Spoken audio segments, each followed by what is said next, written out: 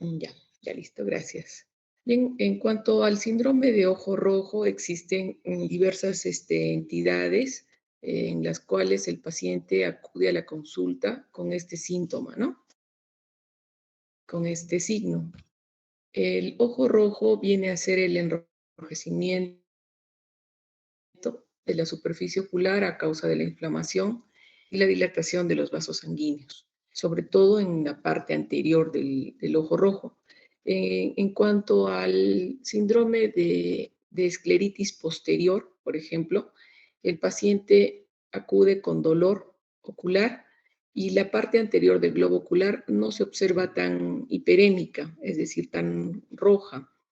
Se tiene que aperturar los párpados y pedirle al paciente que mire hacia arriba o mire hacia abajo, y vemos cierta dilatación de vasos en la esclerosis y en el síndrome de escleritis posterior, en el cuadro de escleritis posterior, el ojo no está en rojo, pero se considera también dentro del grupo de cuadros que ocasionan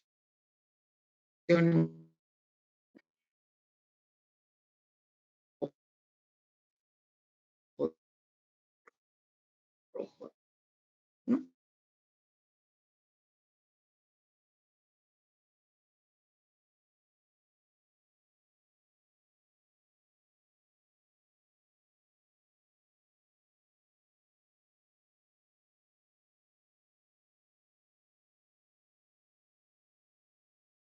En cambio, el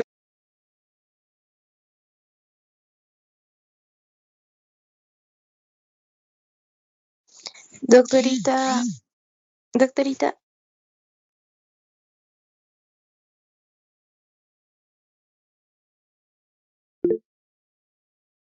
doctorita.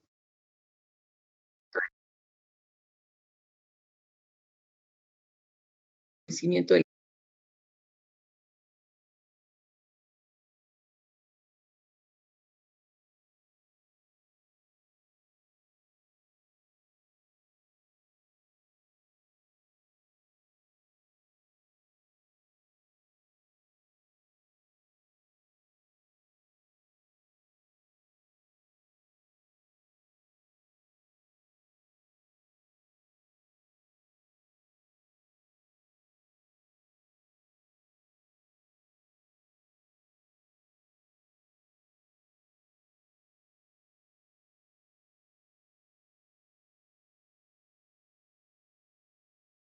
Doctorita, disculpe, no se escucha y está entrecortado.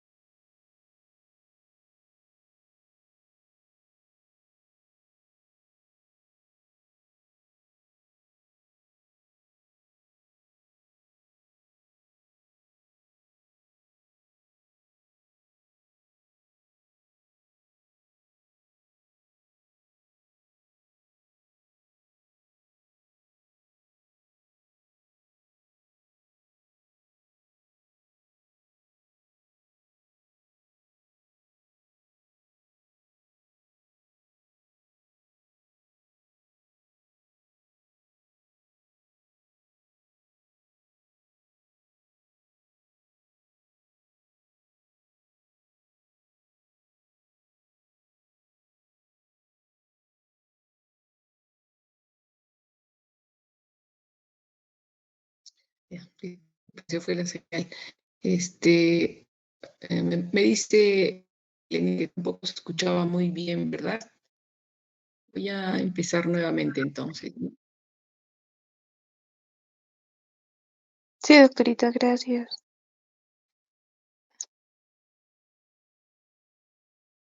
El ojo rojo es una de las entidades más comunes, ¿no? El paciente viene con signos y síntomas de enrojecimiento de superficie ocular, ¿no? A causa de la inflamación y la dilatación de los vasos sanguíneos en la parte anterior del globo ocular.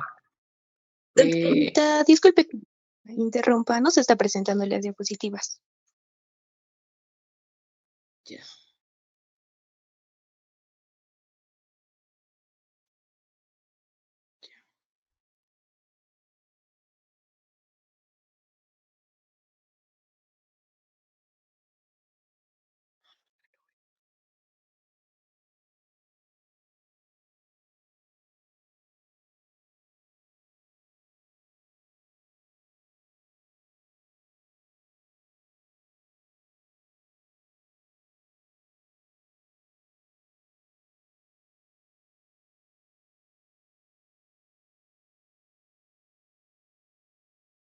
¿Ya se aprecia? Sí, doctorita. Ya, ya bien. El arma del ojo rojo está en la disminución de la agudeza visual, en presencia de dolor ocular, anomalías en las pupilas, alteración en cuanto a la transparencia de la córnea, alteraciones en la cámara anterior, la falta de respuesta al tratamiento en 24 a 72 horas. En cuanto a la exploración, se debe realizar la eversión del párpado, es decir, sobre todo el párpado superior.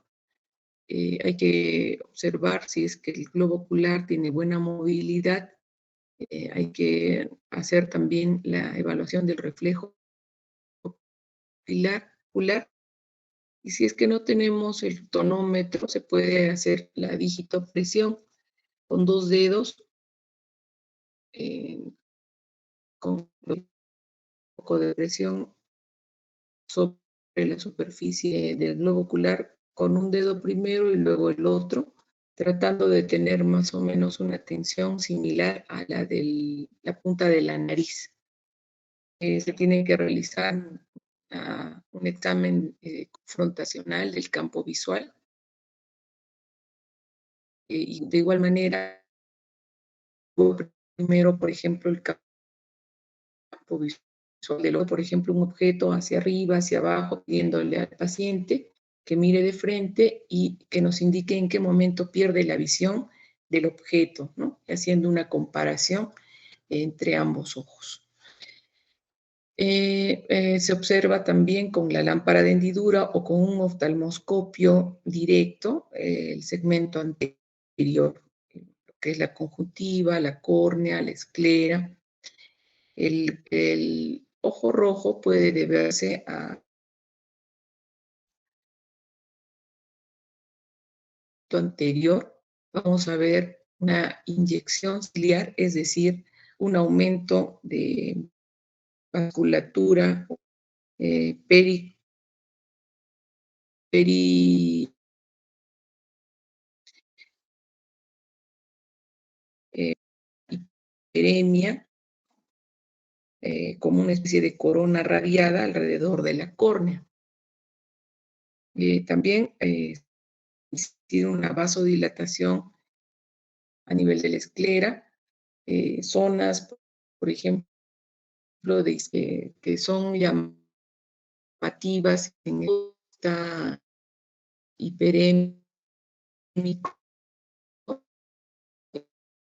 y hay un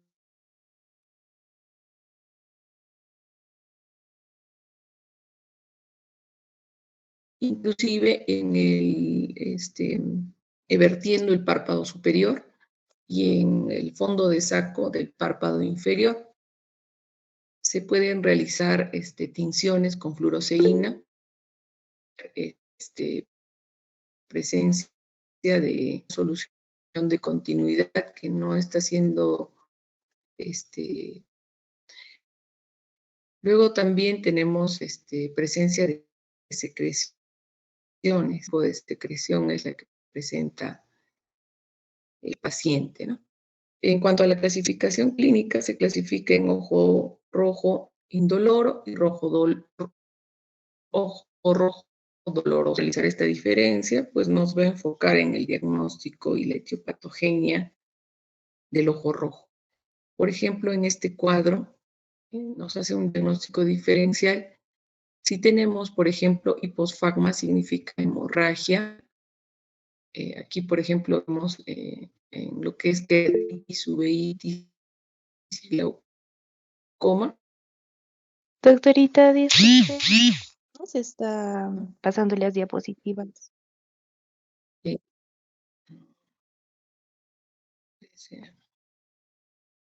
Y se está la señal, ¿no? un poquito entrecortada. Sí, doctorita. A ver, otra vez.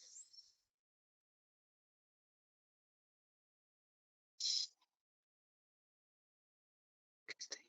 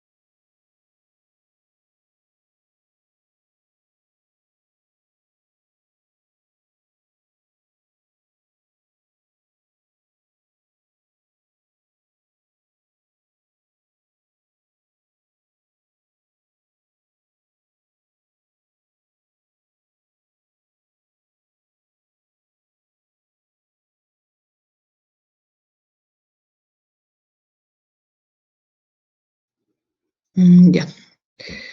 A ver, nuevamente vamos a ver en qué parte me quede.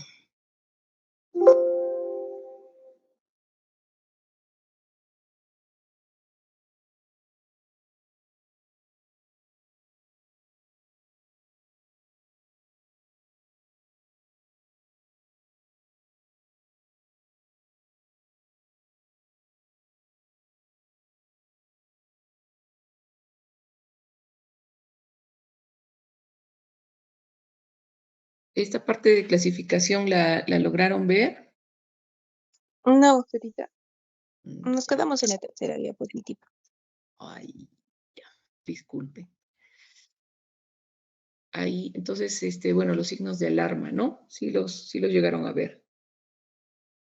Eso La, sí. la exploración física, bueno, se evalúa tratando de vertir el párpado, sobre todo el párpado superior. Hay que evaluar la motilidad ocular, la presión intraocular. Si no tenemos un tonómetro, podemos utilizar la digitopresión, como les había dicho, utilizando, por ejemplo, los dedos índices, tratando de hacer presión primero con un dedo y luego con el otro, del párpado, tratando de comparar esta tensión con la punta de la nariz. Luego también evaluar el campo visual por confrontación bimanual. Primero se utiliza o se evalúa el ojo derecho, incluyendo el ojo izquierdo, y se pide al paciente que mire de frente, se hace recorrer el objeto lateralmente, de arriba para abajo y de derecha a izquierda, el paciente mirando de frente, y se pide que más o menos indique en qué momento se pierde, nos lleva a los extremos el objeto, ¿no? Para tener más o menos una idea y comparar. Se observa también el segmento anterior, cómo está la conjuntiva, la córnea, la esclera. Hay que determinar si es que hubiera cuerpos extraños de poscopio, ¿no?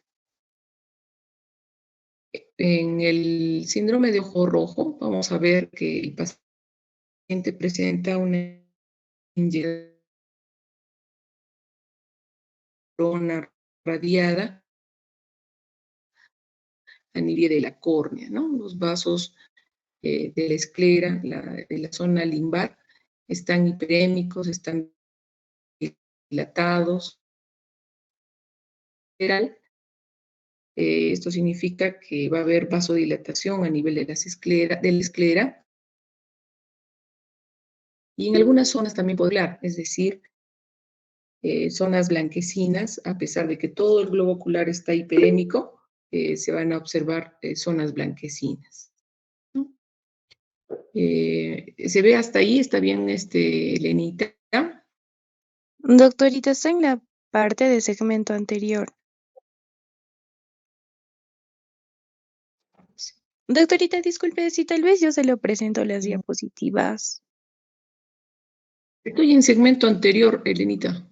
Ah, ya, No doctorita. he pasado todavía la positiva, sí. Gracias. Hay que observar también secreciones, tipos de secreciones, ¿no? Si es que es transparente, un poco de hiperemia, proteína, para ver si es que hubiera presencia de algún cuerpo extraño o alguna solución de continuidad. Está transcurriendo la diapositiva.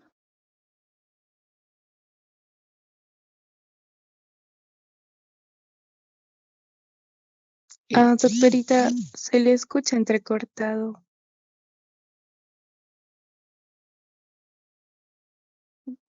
Pero sí, sí está Ahora, bien.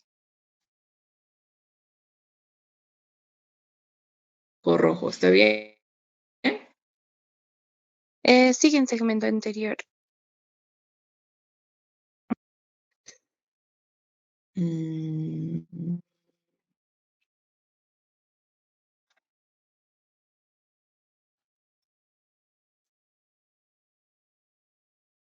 recién. Aquí. Ahí. No se actualiza, doctorita. Es que mi internet está. No sé por qué está pasando esto. A ver.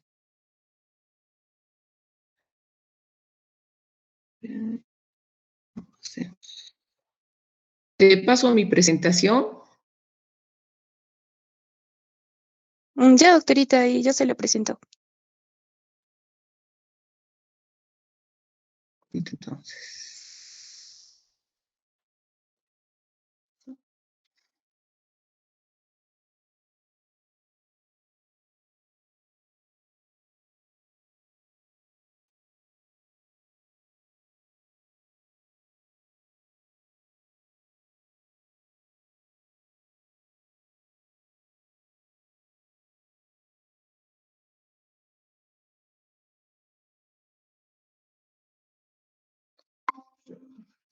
¿Dónde ha caído esto?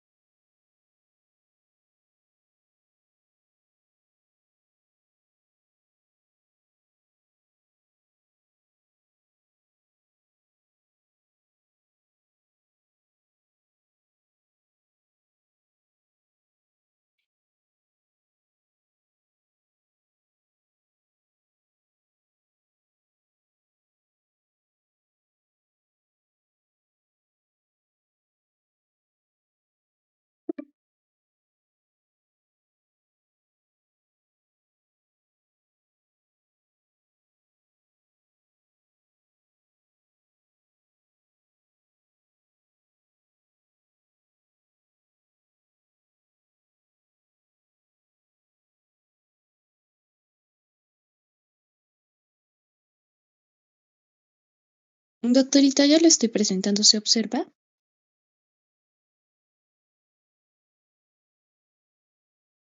¿Ya llegó Elenita? Sí, doctorita, ya lo estoy presentando. ¿Se logra observar? Elenita, Sí, doctorita, no sé si me logra ya. escuchar. Sí, ahora sí te escucho. Todavía.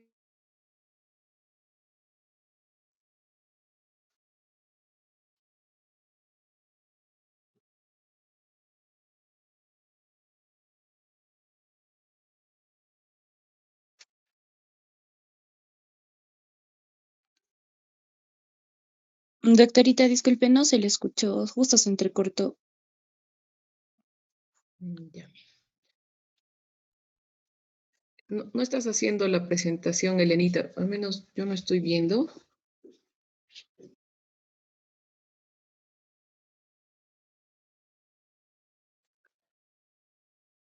A ver.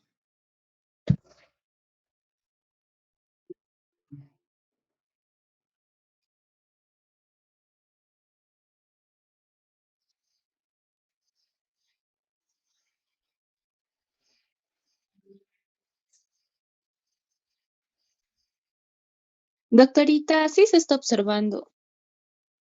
Tal vez puede volver a salir y entra. Sí, creo que sí. Voy a volver a salir.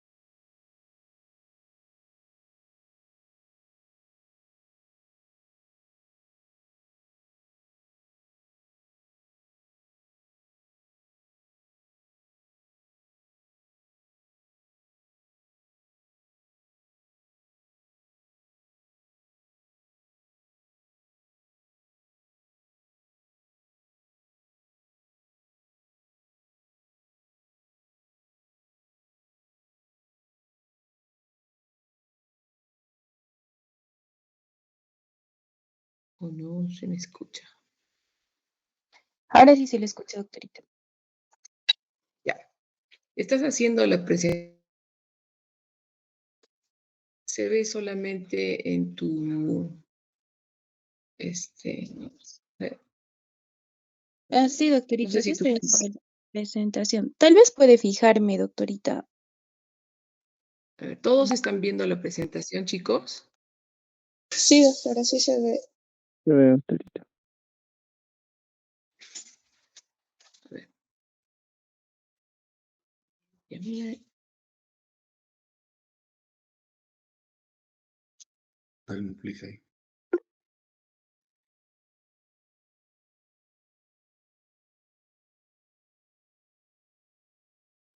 Ya, ahora sí, Elenita, ahora sí veo que todavía no has presentado.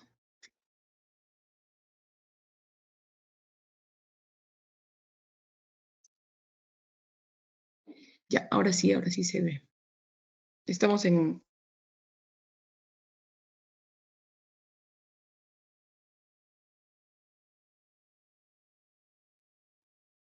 ya. A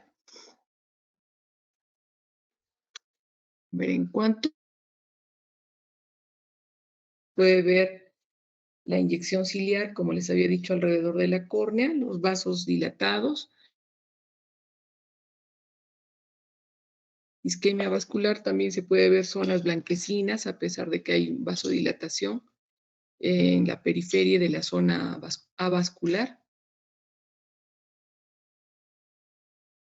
Será la isquemia, ¿no? Será la zona isquémica. También podemos identificar en ojo rojo cuerpos extraños, proteína, podemos identificar alguna solución de continuidad. Siguiente, por favor. La clasificación clínica de ojo rojo es ojo rojo que realicemos esta diferenciación, pues nos va a enfocar un diagnóstico en cuanto al probable origen de...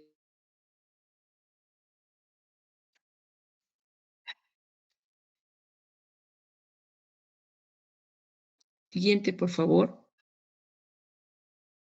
Ya. Que podemos realizar en ojo rojo, tenemos que evaluar varios aspectos, ¿no? Si es que el paciente tiene dolor, si es que hay hiperemia, cómo está la pupila, la presencia o no de exudados, la agudeza visual y el tono ocular. Por ejemplo, en hiposfagma hay hiperemia en ciertos sectores, sobre todo el primer día. Posteriormente, ya el ojo rojo en hiposfagma se vuelve un poco más generalizado y se exudados, la agudeza visual debe estar normal y el tono ocular normal, ¿no? Porque simplemente se trata de una ruptura, coágulo a nivel de la superficie de esclera, ¿no? En epiescleritis no hay dolor, la hiperemia es un sector, la pupila está normal, la tensión debe estar normal. En algunos casos el dolor está presente en epiescleritis, ¿no? En conjuntivitis no hay dolor, la hiperemia es querática, es decir, alrededor de la córnea, la pupila está normal, hay exudados,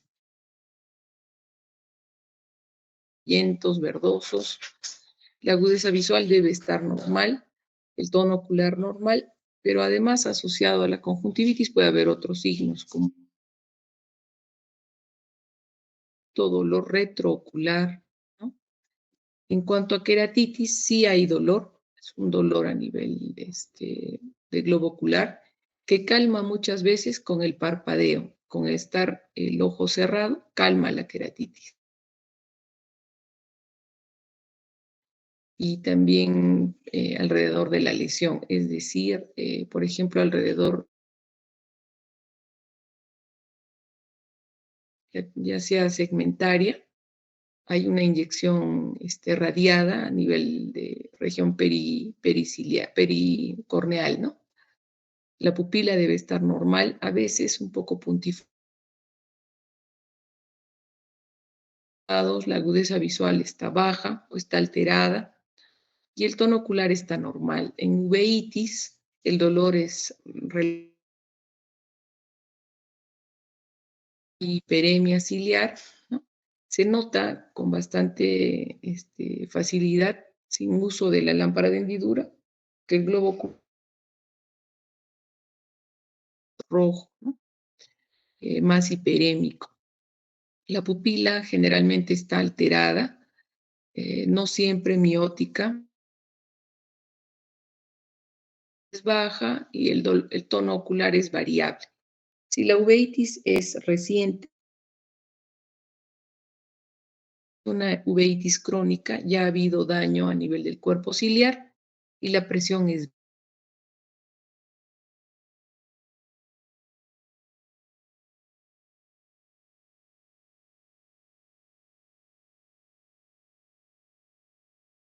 caramba, otra vez se está yendo la señal. ¿Se me escucha? Casi otra vez. Sí, se le escucha, doctorita, pero hay momentos que se entrecorta. Ya.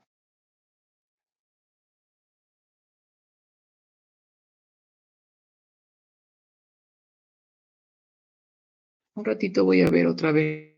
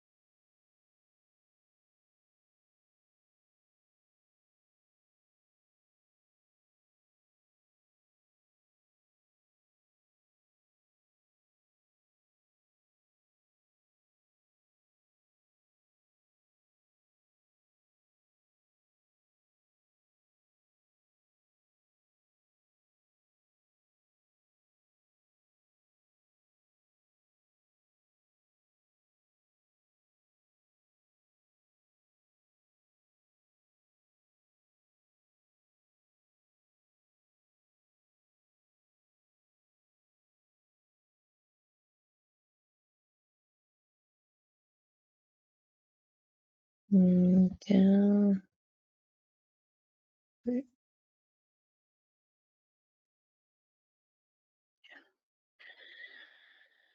Ay, a ver.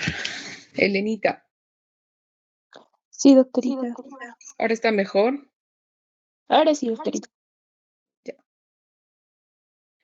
Bueno, ¿esta parte ya la terminamos o faltaba alguna o no se escuchó? Nos estaba explicando uveitis, doctorita. Ya. Entonces, bueno, el dolor en uveitis es un poco más alto que en la queratitis, haciendo una comparación. Hay hiperemia alrededor de la córnea, es más ciliar, es decir, alrededor de la córnea periquerática. La pupila no siempre está miótica, puede estar irregular inclusive. No hay exudados, la agudeza visual está baja. En el cuadro de uveitis, la agudeza visual realmente está más comprometida que en cualquiera de las otras entidades. El tono ocular es variable. Cuando está empezando la uveitis, el tono ocular está a veces inclusive un poquito más elevado, ¿no? La presión intraocular un poquito más elevada. Y cuando ya es una uveitis crónica, la presión intraocular está disminuida. Esto ya porque ya se nota un compromiso a nivel del cuerpo ciliar, ¿no? Entonces, ¿quién es el que fabrica el humor acuoso, verdad? En cuanto al glaucoma, el dolor es mucho más alto que en la uveitis. Bueno, esto también va a depender del umbral de dolor que tenga cada paciente, ¿verdad? La hiperemia es mixta, puede estar hiperémica o levemente hiperémica, o a veces lo que más le llama la atención al paciente es el compromiso visual, es decir, la agudeza visual está bastante baja. La pupila está en midriasis cuando se trata de un glaucoma agudo. No hay exudados y normalmente vemos en un cuadro de glaucoma, vemos un poco de edema a nivel de la córnea.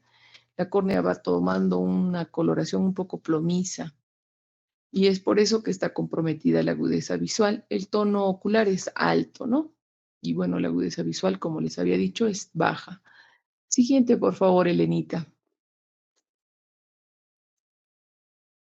El ojo rojo indoloro, la sintomatología se caracteriza porque hay escozor, picor, ardor, sensación de cuerpo extraño, no se asocia a agudeza, a disminución de la agudeza visual y se clasifica en cuanto a patología palpebral, que viene a ser la blefaritis, y la patología conjuntival, que viene a ser la conjuntivitis y la hiposfagma. Siguiente, por favor. La patología palpebral, la blefaritis, eh, es una inflamación a nivel de borde palpebral con presencia de secreción. El paciente aqueja un poco de dolor en el borde del párpado, dolor al cierre bipalpebral, eh, sensación de prurito, escozor. En cuanto a la patología conjuntival, la hiposfagma y la conjuntivitis, la hiposfagma generalmente no lo descubre el paciente, sino los familiares, ¿no? Que ven al paciente con el ojo rojo. El paciente no tiene otro síntoma y lo único que tiene como signo es el ojo rojo, ¿no? Una especie de hemorragia localizada inicialmente y posteriormente se extiende este coágulo y tiñe toda la superficie de esclera y conjuntiva, ¿no? Siguiente, por favor. Bueno, como les había dicho, la blefaritis, hay inflamación a nivel del borde del párpado. Es muy prevalente en población que constituye causas más frecuentes de inflamación ocular externa. Tenemos blefaritis idiopáticas y blefaritis específicas. Siguiente, por favor. La blefaritis idiopática es la más frecuente, ¿no? Puede ser por diferentes causas y está mal definida. En algunos casos, por ejemplo, podría ser por alteración a nivel de las secreciones de las glándulas. alteración sebácea. Podría ser por un componente inmunológico, es decir, una alergia, una atopia. Y puede ser por factores psicosomáticos también. Ambientales, por efecto de polvo, la higiene, agentes microbianos. Habíamos visto con el grupo de prácticas, por ejemplo, la presencia de Modex folliculorum, que también ocasiona una de las blefaritis más comunes, ¿no? Siguiente, por favor. La blefaritis anterior viene a ser un proceso inflamatorio que va a afectar principalmente la parte anterior o el margen anterior ciliar y el borde libre palpebral.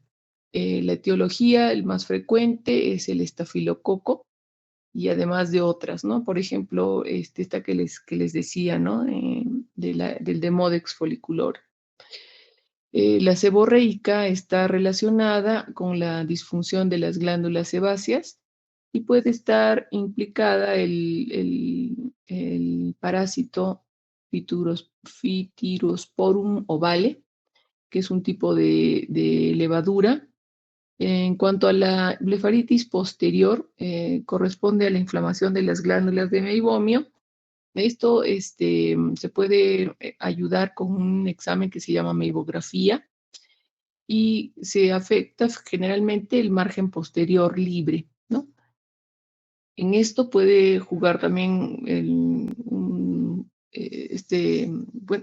puede jugar un rol importante el Phythirosporum ovale. Y bueno, en este caso aumenta el grosor del párpado, ¿no? Van a notar que el paciente está con un poco de inflamación y aumento de grosor. A veces cuando el paciente lo permite y ustedes pueden realizar un poco de compresión, aplican un hisopo en contacto con la conjuntiva palpebral y el otro encima del párpado, realizan una expresión y un ajuste, digamos, entre ambos hisopos, tienen el párpado y lo ajustan, pueden notar la salida de secreción abundante, ¿no? De tipo seborreica, ¿no? Que es la que ocasiona este tipo de blefaritis. Generalmente esto sucede en pacientes adultos mayores. Siguiente, por favor. Esto se complica generalmente con orzuelos, chalacio, conjuntivitis crónica, queratitis epitelial, presencia de úlceras marginales y la queratoconjuntivitis seca, ¿no? En cuanto a las secuelas cicatriciales, vamos a encontrar hipertrofia, deformidad de los párpados, la etilosis, que es el cambio de la coloración de las pestañas a una coloración blanquecina. Posteriormente a los cuadros a repetición vamos a encontrar ectropion y entropion. Ectropion cuando el párpado inferior generalmente se muestra hacia afuera, así como se observa en la figura de la mitad. No sé si pueden observar. Y el entropion cuando el párpado está hacia adentro, orientando las pestañas hacia adentro, ocasionando, por ejemplo, la triquiasis, la madarosis y la poliosis. La triquiasis viene a ser una alteración de la dirección de las pestañas que están orientadas hacia adentro. Es una nueva línea de pestañas. Madarosis es ausencia de pestañas, como se ve en la imagen inferior del medio. Por ejemplo, esto puede suceder por un tumor, por un cuerpo extraño que se presenta en el borde del párpado, donde ya no va a crecer más pestañas porque hay alteración a nivel de folículo, ¿no? Y la poliosis, el cambio de la coloración de las pestañas, ¿no? La neovascularización y presencia de leucomas también a nivel por ejemplo, reborde de párpado, presencia de leucomas, presencia de zonas blanquecinas, ¿no? A nivel de la córnea, donde ha habido, digamos, mucho daño mecánico por ejemplo, estas alteraciones de pestañas, la presencia de triquiasis, puede ocasionar pequeñas lesiones a nivel de la córnea y dejar como secuela secuela, leucomas, ¿no? A nivel de la córnea, una forma de cicatrizar de la córnea. Siguiente, por favor. El diagnóstico, como en todo, es la parte clínica. Hay que hacer una anamnesis, hay que buscar signos y explorar el globo ocular. Las formas más complejas nos van a mostrar complicaciones y cuadros asociados que pueden requerir la evaluación del oftalmólogo, ¿no? Las más graves asociadas, por ejemplo, a estafilococos, ¿no? El tratamiento mucho tiene que ver en cuadros de blefaritis, la higiene del paciente, ¿no? Se tiene que sugerir el lavado del borde de párpado con toallitas impregnadas con soluciones. Generalmente utilizamos los tipos de detergentes como el champú, los más suaves para evitar también la irritación de la conjuntiva, puede ser champú de bebé, por ejemplo, embebido en agua, y se puede aplicar una gasita o a veces el hisopo que va limpiando el borde del párpado, pero esto tiene que ser frecuente, puede ser en la mañana y en la noche, por lo menos durante 15 días a un mes.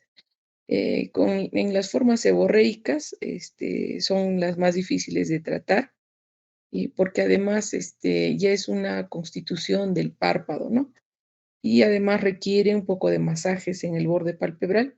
Eh, Se puede aplicar a su vez compresas calientes, ¿no? Y esto va a favorecer la salida de la secreción. Pero esto, como les repito, tiene que ser frecuente, no puede ser un día o 2 días nada más, ¿no? Se puede echar mano de lágrimas artificiales a lo largo del día y antibióticos, corticoides. Esto podría ser en forma de ungüentos por las noches. Siguiente, por favor. En cuanto a blefaritis específicas, se van a observar lesiones a nivel del margen palpebral y generalmente se debe a un agente infeccioso en particular, ¿no? Puede encontrarse blefaritis angular a nivel de los cantos internos o externos, la blefaritis marginal por herpes simple y la blefaritis parasitaria. Todo ello puede ser diagnosticado, esto está a la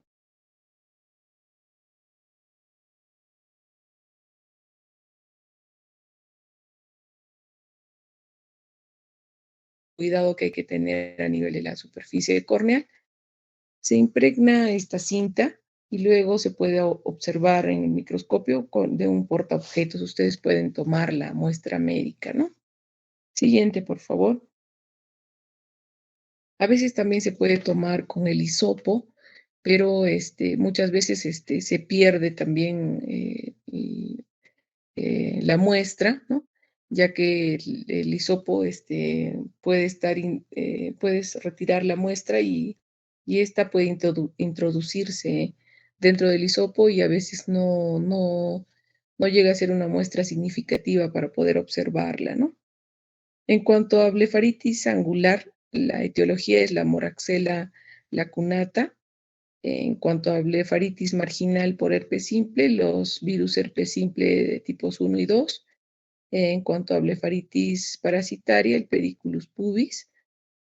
Como les decía, todos ellos que pueden ser diagnosticados a través de una lámina portaobjetos, ¿no? El cuadro clínico en los tres casos presentan una inflamación a nivel de párpado y de conjuntiva, presentan, se pueden asociar, por ejemplo, a conjuntivitis folicular, puede haber inflamación de la piel a nivel del canto interno o externo, y se asocia, por ejemplo, a foliculitis crónica, ¿no? En la mayoría de los casos de la blefaritis se va a complementar o se va a asociar a foliculitis, ¿no? En el caso de blefaritis parasitaria, incluso puede haber una queratopatía epitelial leve y puede ser similar a una blefaritis seborreica, ¿no? Con abundante secreción. El diagnóstico es clínico, En el caso de blefaritis parasitaria es la observación de los liendres y el piojo adulto en la lámina portaobjetos o a simple vista con la lámpara de hendidura. En cuanto a los diagnósticos de blefaritis angular y marginal, este es clínico, ¿no? En el angular podría realizarse un frotis del exudado, donde se pueda observar este bacilo gram negativo.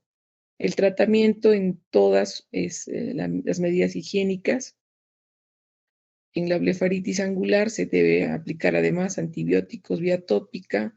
En la marginal por herpes se tiene que usar pomadas de aciclovir. En la parasitaria se debe de extraer manualmente y en forma trimestral la presencia de los piojos, de los liendres, y puede utilizarse estas pomadas oftálmicas pediculicidas, ¿no? Siguiente, por favor. En cuanto a patología de conjuntiva, ya entrando en la parte de la conjuntiva, los cuadros de ojo rojo o síndrome de ojo rojo más frecuente es la hiposfagma o la equimosis también subconjuntival. Esto viene a ser un coágulo, una colección hemática debajo de la conjuntiva por una rotura vascular, ¿no? Y en un inicio puede estar localizada y luego se extiende, ¿no? La etiología puede ser idiopática, puede ser luego de una frotación intensa del globo ocular. Generalmente está asociado a hipertensión arterial. Puede ser por una infección, puede ser también traumático, a consecuencia de un golpe, un trauma contuso craneofacial, ¿no? No directamente a veces en globo ocular. Siguiente, por favor.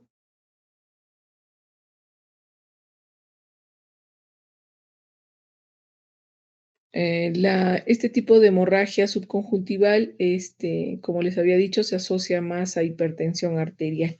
A veces es una manera de descubrir que el paciente está haciendo cuadros de hipertensión arterial cuando estos son a repetición, ¿no? Siguiente, por favor.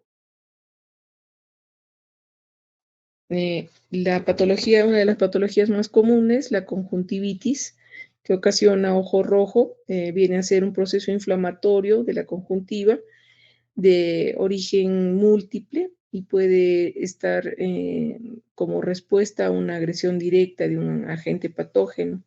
Puede ser infecciosa y no infecciosa. Siguiente, por favor. En cuanto a las infecciosas, están producidas por un microorganismo, ¿no? Frecuentemente puede ser, por ejemplo, en los niños, está la oftalmía en los recién nacidos, en la oftalmía neonatorum. Esto ocurre en el primer mes de vida. La etiología pueden ser estreptococos en los adultos, la Haemophilus influenza en niños, Staphylococcus aureus y Moraxella lacunata cuando se trata de cuadros crónicos. Neisseria gonorrea es la oftalmía neonatorum. Esto puede ser muy grave, inclusive podría llevar a la ceguera del recién nacido. Puede ser de origen viral, los adenovirus, cuando están en una etapa de cuadros de resfrío. Esto es estacional también. Los herpes virus en oftalmía está considerada dentro de oftalmía neonatorum. En cuanto a etiopatogenia por clamidia, la tracomatis, causada por el tracoma, es una conjuntivitis crónica. Esto ocurre bastante en países subdesarrollados. En países desarrollados, debido a inclusión de los serotipos de A a la K, y generalmente es por transmisión del canal de parto, ¿no? En los casos de neonatorum, ¿no? Siguiente, por favor. El cuadro clínico, en un inicio son procesos bastante simples. El comienzo a veces puede ser lateral y puede extenderse al otro ojo. Esto en transcurso de horas o días. El curso clínico es evolutivo, va generalmente de lo más pequeño a increciendo según las características del microorganismo, ¿no? Y también de las defensas del del paciente, ¿no? En las formas agudas empieza de manera brusca y empieza con evolución más o menos menor a 3 semanas. Y las formas crónicas es cíclicas, ¿no? El paciente presenta una temporada, le das el tratamiento, mejora y está un tiempo bien y nuevamente presenta otro cuadro, ¿no? De similar magnitud y a veces se puede complicar con algunas bacterias y tener un cuadro mucho más florido, con mayor secreción, ¿no? Nuevamente se establece un tratamiento y así. Esto puede ser porque de repente se asocia también de repente a parásitos, a ectoparásitos, ¿no? En cuanto a los signos y síntomas, en general presenta el paciente edema palpebral, secreción, dependiendo de la causa, inclusive equimosis también por el esfuerzo y la frotación que hace el paciente, ¿no? Siguiente, por favor. Dentro de la etiopatogenia hay algunos rasgos clínicos. Por ejemplo, la viral, el paciente tiene la sensación de cuerpo extraño, igual que en la clamidia y la bacteriana. La secreción es la que hace la diferencia. Cuando es un cuadro viral, una conjuntivitis viral que acompaña un cuadro respiratorio, por ejemplo, el paciente va a quejar un poco de secreción, pero es transparente, un poco cerosa, ¿no? Como si el lagrimeo estuviera un poco más intenso. En cuanto a clamidias, la secreción es muy corpulenta, abundante, verdosa, igual que la bacteriana. Los folículos que van a marcar también la diferencia en estos cuadros, por ejemplo, en la viral puede haber un poco de folículos aumentados de tamaño, igual que en la clamidia, y en la bacteriana puede ser en pequeña cantidad, ¿no? En algunas especies. En cuanto a las papilas, en la viral no hay papilas, en la clamidia es bastante frecuente, igual que en la bacteriana es bastante común. La adenopatía preauricular se observa más en el cuadro viral y en el cuadro de clamidias, en cambio no es tan frecuente en la bacteriana. Cuando se realiza un frotis conjuntival, vamos a observar células mononucleares y partículas virales. En cuanto a clamidias, en el frotis conjuntival vamos a encontrar infiltrados mixtos y con tinción de eosinofilia. Vamos a encontrar cuerpos, con tinciones especiales, vamos a encontrar cuerpos basófilos. En cuanto a los cuadros bacterianos, vamos a encontrar polimorfonucleares y probablemente al agente bacteriano, ¿no? Esto de acuerdo a la tinción, si es gram positivo o gram negativo, ¿no? Siguiente, por favor. Acá podemos ver, por ejemplo, en la conjuntivitis viral, las imágenes superiores, vemos que hay hiperemia de conjuntiva y hay cierta secreción, pero es transparente, ¿no? Al observar el saco conjuntival, vamos a ver secreción como si el lagrimeo estuviera incrementado. En cuanto a conjuntivitis bacteriana, vemos que la secreción es totalmente diferente, es pegajosa, mielicérica, abundante, ¿no? En ciertos casos. Y en cuanto a conjuntivitis por clamidia, en la parte inferior izquierda, vemos, por ejemplo, la presencia del tracoma, ¿no? Es una masa que inclusive impide en muchos casos la apertura normal del párpado, ¿no? En oftalmía neonatorum, los cuadros muy agudos, muy graves, el paciente, por ejemplo, presenta inclusive fiebre, puede haber compromiso visual, presenta secreción abundante, blanquecina. El paciente muchas veces tiene que ser hospitalizado, ¿no? Por este cuadro puede haber presencia de daño a nivel de la córnea, ¿no? Siguiente, por favor.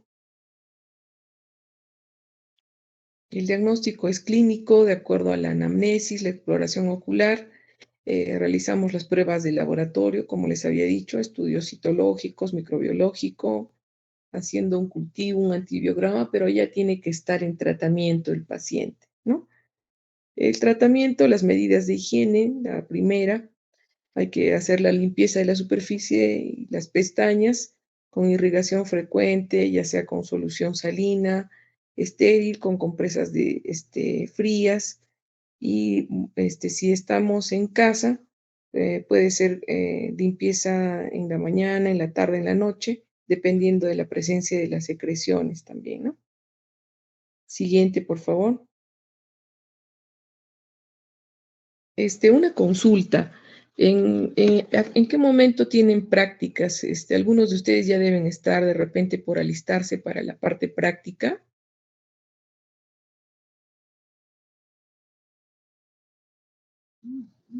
Sí, doctorita, tienen prácticas a las 8 mis compañeros, Ya. de forma presencial en el hospital regional. Sí, pues tienen que ir también para allá, ¿no? ¿Cómo podemos hacer? ¿En qué número de diapositiva estamos, Elenita? En la número 25, doctorita. Estamos en una tercera parte, entonces. Me parece que son más de 70, ¿verdad? Sí, doctorita, son 79. Ya. No sé si podemos dejarlo aquí para que todos también puedan llegar de manera oportuna a sus prácticas y podríamos terminarlo el día sábado en la mañana. Sí, estaría bien, doctorita, a las 6 de la mañana también. Sí, yo creo que sí, porque creo que también algunos tienen otras actividades, ¿verdad? Sí, doctorita, también hay rotaciones. Estaría bien entonces, doctorita, el sábado a las 6, por Sábado favor. 6 de la mañana. Ya listo, Elenita. Entonces, Gracias, bueno, doctorita. gracias a ustedes, chicos. Muchas gracias. Que tengan un bonito día. Gracias, doctora. Buen día. Gracias, doctora. Buen día. Gracias, doctorita. Doctora, buen día. Gracias, doctor.